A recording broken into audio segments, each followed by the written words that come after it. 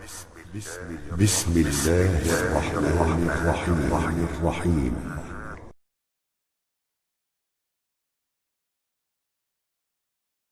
Yang pertama dikatakan bahwa kalau kau pengen sayang dengan agama, manhaj yang betul ini, tolong deh kembalikan semua urusan kita ini kepada buku panduan hidup kita, Al-Quranul Karim. Budayakan senang baca Quran, budayakan senang menghafal, budayakan senang mengamalkan Quran. Ini merupakan bukti ketaatan kita kepada Allah.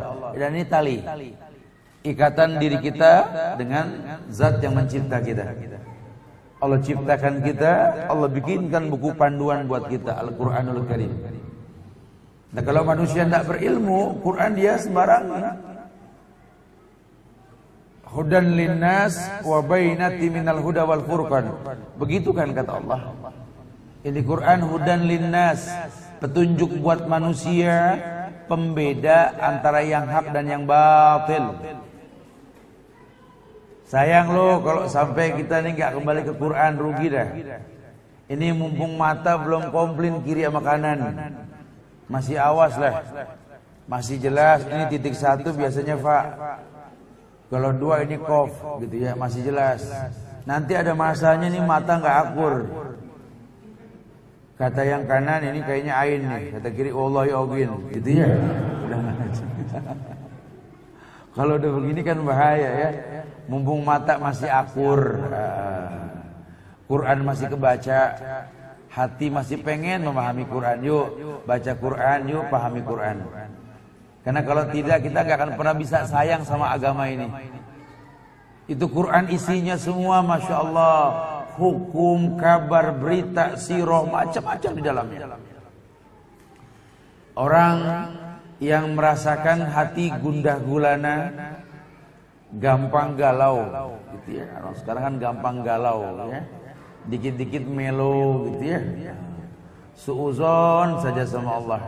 Prasangka buruk enggak tanggung-tanggung kalau ke orang yang manusiawi lah. Karena 3 sifat yang enggak akan pernah bisa hilang di badan manusia kata Rasul. Yang pertama yakni yang namanya hasad. Orang pasti punya sifat hasad. Saya heran dia bisa hasud sama saya. Ya iyalah orang dia manusia. Kalau dia nggak punya sifat hasud mah bohong. Makanya Rasul bilang kalau emang hasud nggak bisa dihilangkan, tolong hasud di 2 tempat aja lah. Yang pertama, Anda boleh hasud melihat orang berilmu menyampaikan ilmunya. Yang kedua, lihat orang yang memang betul-betul menaklukkan dunia, jadi orang kaya rajin sedekah, boleh. Yang lainnya jangan hasud. Saking memang manusia nggak bisa kalau nggak hasud. Iri itu ada di manusia. Yang kedua, zon. Manusia ini pasti punya prasangka. Nggak ada orang yang nggak punya prasangka, pasti punya. Jangan heran ya kalau orang sama kita tuh berprasangka gini, berprasangka begitu, itu manusiawi. Sampai-sampai ada yang levelnya berprasangka buruk sama Tuhannya, buruk sangka dengan takdir. Padahal Allah itu kan maha agung. Lawang kadang-kadang kita ngeliat anak kecil nyanyi saja, saya nggak membenarkan nyanyi. Ini anak kecil dari kecil sudah diajarkan surah harus mengakui bahwa yang namanya Allah ini menciptakan dunia. Pelangi-pelangi ciptaan Tuhan, betul? Pelukismu agung, siapa gerangan, betul? Dari kecil kita sudah tahu nggak ada yang bisa mengalahkan Allah menciptakan pelangi. Ya walaupun kita berteori itu kan karena panas hujan. Cuma judulnya indah lah. Siapa kalau bukan Allah yang menciptakan? Yang namanya takdir hujan dan panas Allah yang takdirkan. Karena 2 takdir tersebut terjadilah pelangi, lihat. Suruh yakin tidak ada yang bisa menciptakan ini kecuali Allah. Suruh jujur. Kalau bicara orang kerja digaji bulanan standar manusia biasa. Tapi bisa gak manusia itu menciptakan rezeki buat semut yang di dalam lubangnya? Coba. Lihat Allah. Kadang-kadang penderitaan kamu nikmat buat orang lain. Lihat cara Allah membuat rantai kehidupan. Sehingga kalau orang berilmu ditakdirkan jatuh, dia berdarah, dia tersenyum bilang alhamdulillah. Orang yang nolongin bingung. Ini orang kebal apa gimana sih? Lawang jatuh berdarah kok senyum. Ya alhamdulillah. Loh kok alhamdulillah? Ya kalau saya nggak jatuh, saya nggak berdarah, tukang betadin siapa yang beli? Betul juga gitu ya. Tuh husnuzon dia sama Allah. Dia tahu sekali bahwa kadang-kadang penderitaan dirinya ini kebaikan buat orang lain. Dahsyat loh. Masya Allah. Ya seperti Nabi Muhammad, kalau dia mau kan dia tinggal ngomong sama Allah. Nggak perlu ada perang Badar lagi, dari Allah menangin aja. Nggak perlu pakai ribut sama Abu Lahab, Abu Jahal, udahlah kasih hidayah. Seberapa susahnya bisa. Jangankan minta itu, minta kiblat dipalingkan dari Palestina saja dikasih sama Allah kok. Kalau lihat wajahmu yang murung, karena memang pengen punya kiblat, Allah palingkan fawali wajhaka satral masjidil haram. Apalagi mendatangkan hidayah mudah buat Allah. Tapi Allah kasih mukjizat, bukan laduni. Laduni paham? Ya ini ilmu yang forever, selamanya. Nah Nabi itu nggak punya ilmu yang forever. Mujizat itu sesekali. Kadang-kadang beliau memang bisa membelah bulan, itu mujizat beliau. Cuma nggak selamanya bulan bisa terbelah sama beliau. Beliau bisa mengeluarkan air dari sela-sela jarinya. Tapi ketika perang Khandaq itu banyak sahabat yang kehausan, nggak keluar air. Kan hikmahnya dalam. Lah sekarang ada orang yang ilmunya bisa forever, kalah Rasul. Ini, waduh, nggak bisa dibiarkan ini dia. Coba lihat. Hikmahnya apa sih? Manusia tahu bahwa dia beribadah dengan mencontoh hamba dan Rasulnya. Konsekuensi, wa anna Muhammadan abduhu wa rasuluh. Ketika dia bersaksi bahwa Nabi Muhammad hamba dan Rasulnya. Bicara hamba, maka kita harus mencontoh bagaimana cara Nabi Muhammad hidup. Karena dia bashar seperti kita, mislukum yuha. Cuma dia dapat wahyu. Maka yang paling baik yuk, kalau kamu tahu nabimu itu makhluk yang bernama manusia, tentu dia menikah. Dia makan, dia minum, dia tidur, dia sholat, dia puasa. Itu kata Rasul. Wa ana atazawwadun nisa. Aku menikah kata Rasul. Faman ragiba an sunnati falaysa minni. Maka kalau memang enggak nerima cara hidupku, bukan golonganku kata Rasul. Ini yang sahabat lakukan, sehingga Abdullah bin Mas'ud mengatakan dulu orang Yahudi, orang Nasrani ngelihat kami para sahabat bisa masuk Islam. Dahsyat tidak? Apa yang dimaksud? Jalannya sahabat itu bisa bikin orang kafir masuk Islam. Cara makannya sahabat bisa lihat orang kafir bisa masuk Islam. Cara sahabat berdagang, orang kafir bisa masuk Islam. Ya kenapa? Karena sahabat mencontoh Muhammad sallallahu alaihi wasallam. Sampai Allah rekomendasikan contoh terbaik para sahabat. Kuntum khaira ummatin ukhrijat linnas. Kalian sebaik-baik manusia yang ukhrijat. Azharo artinya bukan uruj. Azharo ditampakkan beda di hadapan manusia. Kenapa sahabat dikatakan beda di hadapan manusia?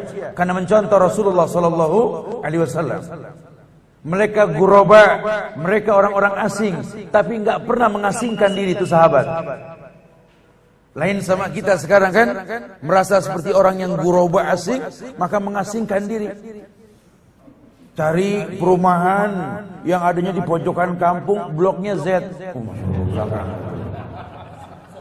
Lah gimana sunnah mau sampai kalau kita tidak bergaul, betul? Berilmu sebelum beramal. Sehingga ketika orang bertanya tentang visualisasi yang kau lakukan, jawab dengan ilmu. Qala Allah wa qala Rasul. Enak. Udah nggak usah khawatir. Allah yang bilang ini Islam, ini hukum, rahmatan lil alamin. Selama Anda masih ngomongin di dunia, diterima. Kecuali kalau ngomongin nggak di dunia, Allahu a'lam bishawab lah. Selama masih di dunia, ini Islam rahmatan lil alamin. Ini cara beragama sahabat nih, supaya kita cinta sama hukum. Karena kalau tidak, kita kayak orang barat yang ketakutan sama kasus yang dibuat oleh segelintir orang mengatasnamakan Islam. Ya itu kan kasus bom Bali kan kesalahan fatal sekali itu. Ya. Kita mau berdakwah dengan menumpahkan darah, Masya Allah. Ya, khalifah siapa yang Anda ikuti? Khilafah hayalan, Masya Allah. Khilafah hayalan. Karena tidak ada cara Islam yang seperti itu. Islam menawarkan kemudahan, bukan keributan. Agar orang tahu bahwa agama itu mudah. Ad-dinu yusrun, kata Rasulullah. Agama itu mudah. Yasiru wa la tu'assiru, basiru wa la tunaffiru. Permudah manusia, jangan dipersulit. Nah, itu semua dalam Quran ada. Cuma yang jadi permasalahan kita jauh dari Quran. Kita serahkan agama Quran ini pada ustadz, ustazah saja. Kita tidak bertanggung jawab. Padahal itu buku panduan milik setiap makhluk yang bernama manusia. Allah janjikan kebaikan buat setiap manusia. Hudan linnas. Setiap manusia. Ini Quran petunjuk.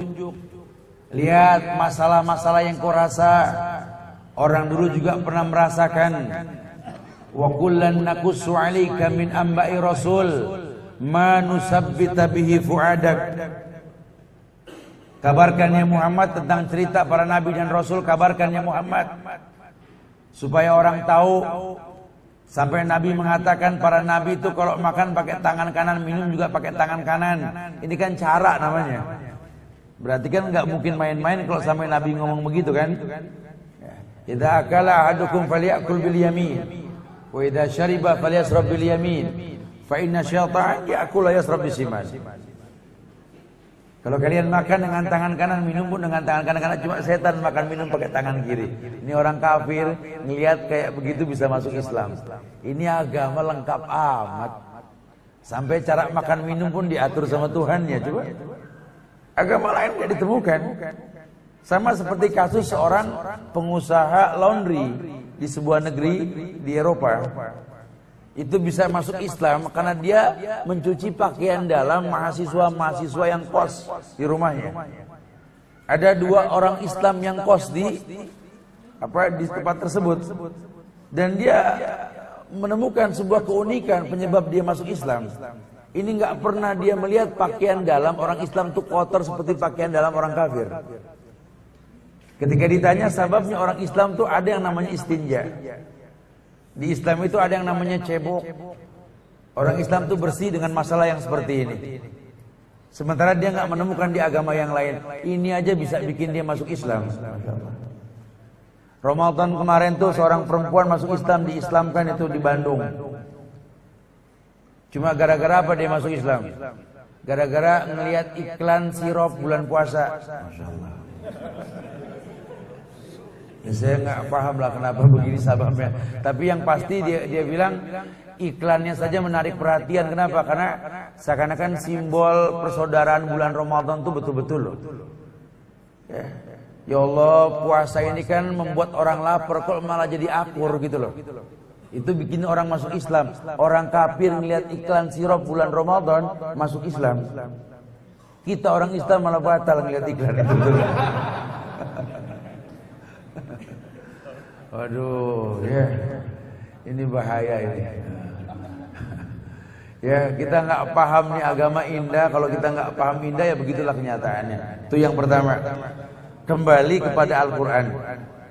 Ini buku panduan ini.